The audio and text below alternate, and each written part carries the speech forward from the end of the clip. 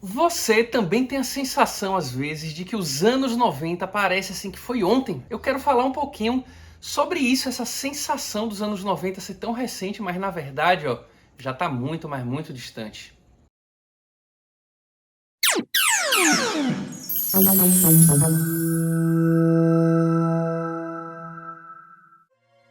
Bom, primeiro eu quero falar pra vocês o seguinte, eu nasci em 1988, final dos anos 80. Eu não vivi de fato os anos 80. Eu peguei 2 anos da minha vida que foi ali, finalzinho dos anos 80, né? 88, 89, pá, 90. Eu tenho lembranças mais claras aí da minha vida nos anos 90, 94, já começo a ter lembranças ali dessa década. E é curioso pensar que quando eu penso na década de 90, isso vale até ali para o início dos anos 2000, que é mais forte ainda o que eu vou falar, a sensação que eu tenho é que não tem muito tempo assim. Vou dar um exemplo para vocês. Ali, nos anos 90, quando eu ouvia meus pais falarem dos anos 70, caramba, parecia ter 1 milhão de anos, parecia ser uma distância incrível assim.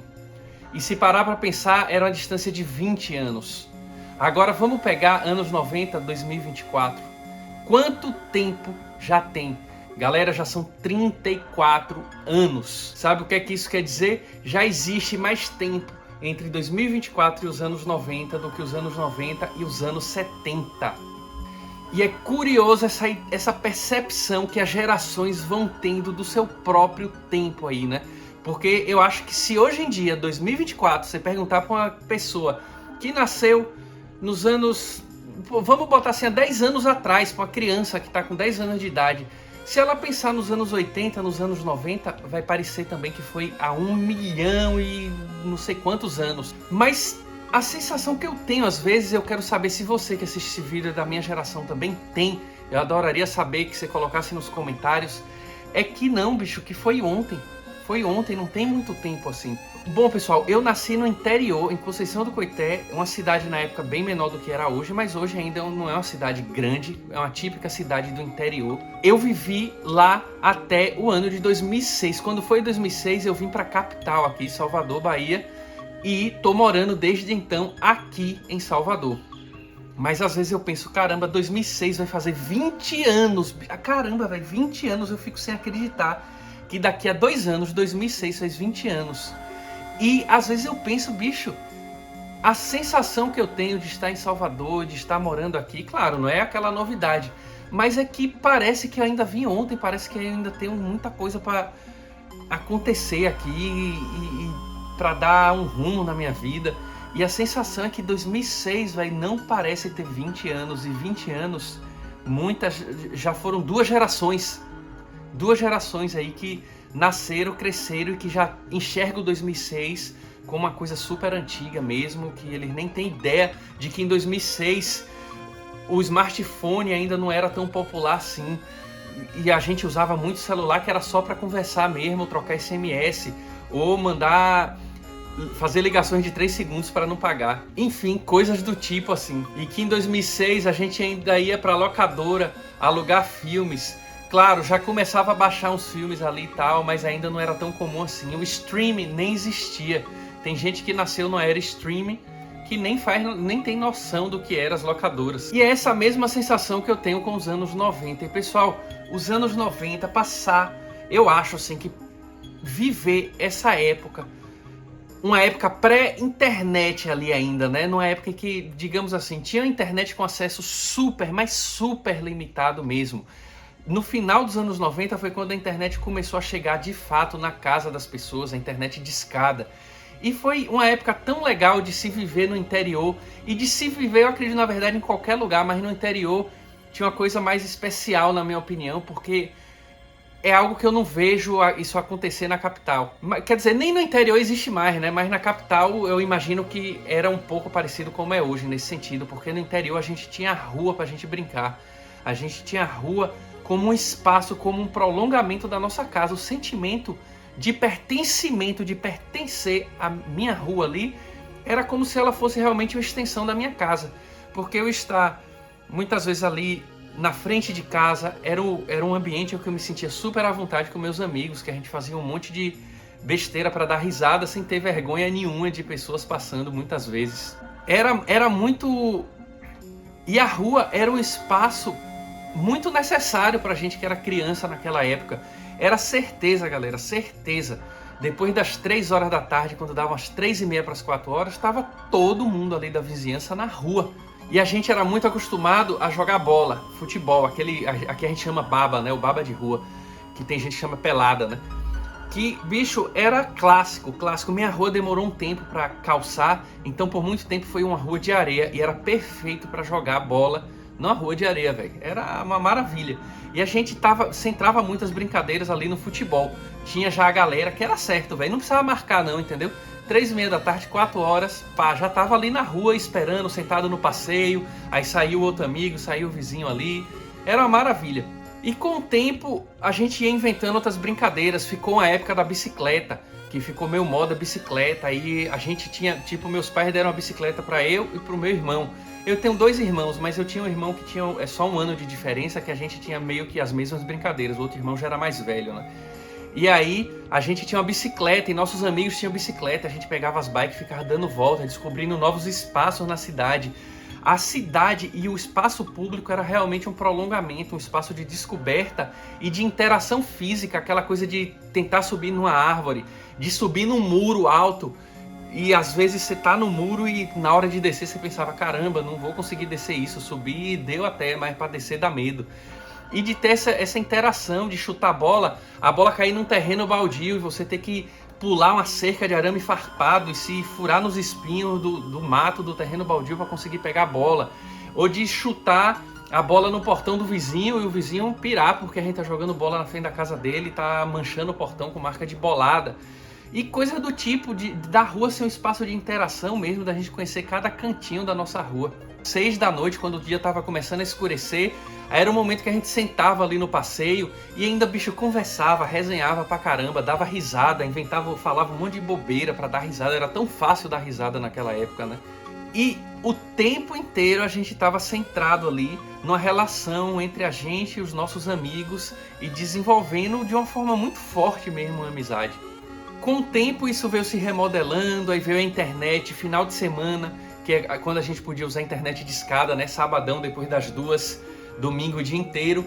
Aí já se remodelou um pouco, a internet de escada chegando, era a gente usando a internet, então a gente tinha uns grandes amigos, assim, tipo Danilo, um vizinho nosso. Ele ia pra casa, a gente ficava descobrindo sites. Era aquela coisa do HPG, que todo mundo podia criar site, e a gente ficava criando nossos sites também. A gente tinha um site que era pra quem gosta de besteira, que era um site de humor lá, mas enfim, coisa boba nossa. Mas que a gente era divertido, tá descobrindo a internet, porque nossa geração pegou uma era pré-internet e a hora pós-internet. A gente pegou o surgimento da internet. E a internet era muito mágica naquela época. A internet ainda não era um espaço tão declarado de negócios assim, em que tudo tem que virar uma construção de marketing, tudo tem que virar uma página, tudo tem que virar uma coisa para ganhar dinheiro, e que é meio cansativo. É muito bacana também, mas é meio cansativo. A gente pegou a internet que era povoada por pessoas que usavam como hobby.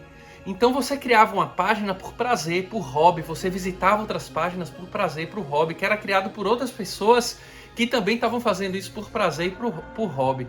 E obviamente tinha nos finais de semana o ritual de ir numa locadora e alugar os filmes. Naquela época então, VHS ainda. E caramba, isso era mágico, isso era magia.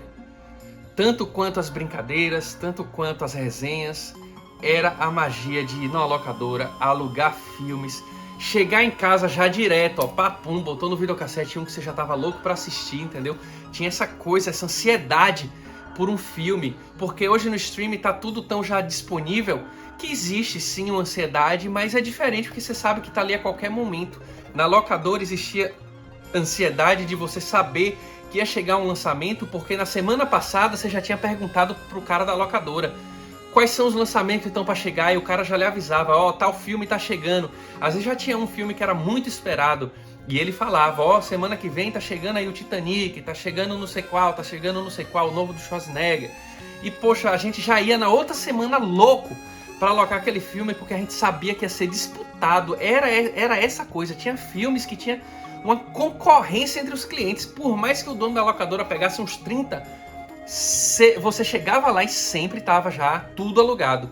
Então tinha essa ansiedade para ter aquele filme, de chegar cedo na locadora, alugar o filme, poxa, de chegar em casa e estar louco para assistir porque você finalmente conseguiu alugar, conseguiu chegar antes de outra pessoa para pegar aquele filme ali. Então tudo isso gerava ansiedade, uma valorização por estar com aquela fita na sua mão.